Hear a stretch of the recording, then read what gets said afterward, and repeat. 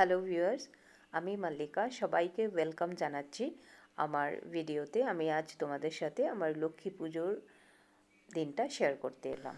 আজ আমি তোমাদের সাথে শেয়ার করব আমি লক্ষ্মী পুজোর দিন কেন লক্ষ্মী পুজোটা করতে পারলাম না।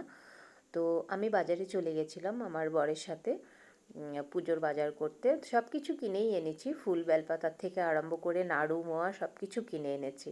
তো আমাদের সামনে যেটা নালিয়াপুল বাজার আছে ওখানে তো পাইনি কিছু, তো চলে গেছিলাম শান্তিপাড়া গেট থেকে, ওখান থেকে বাজার করেছি।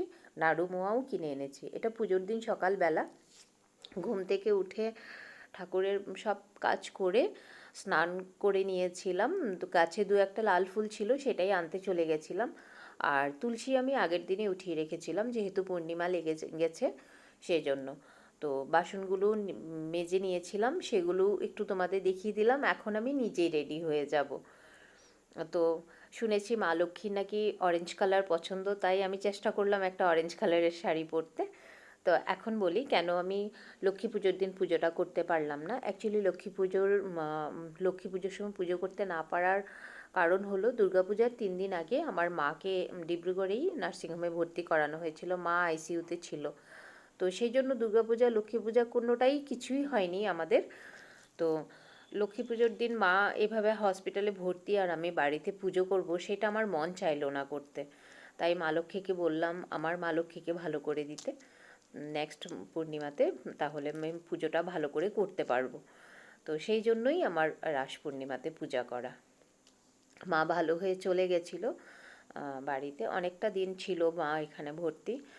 এখন মা ভালোই আছে আগের থেকে। তো সেই জন্যই এই মানে লক্ষ্মী পূজাটা আমার রাস পূর্ণিমাতে করা।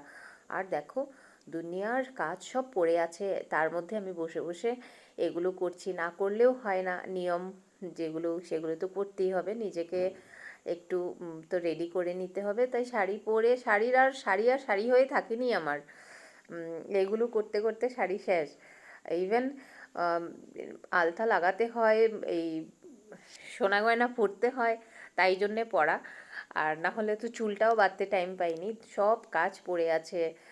আর রেডি তো সব আমাকে একাই করতে হবে। তো সেইগুলোর মাঝে দিয়ে গিয়ে কি আবার সাজা যায় বলো। আর এখন আমি বসে পড়েছি পুজোর কাজগুলো এগুলো রেডি করার জন্য। অবশ্য বললে ভুল হবে, আমার বর আমাকে অনেকটাই সাহায্য করে দিয়েছে। ও দেয় করে, যখনই আসে কিছুটা সাহায্য তো করেই দেয় কোনো যখন দরকার হয়। তো তোমরা দেখতে থাকো, নেক্সট পার্টে আরও নিয়ে আসবো।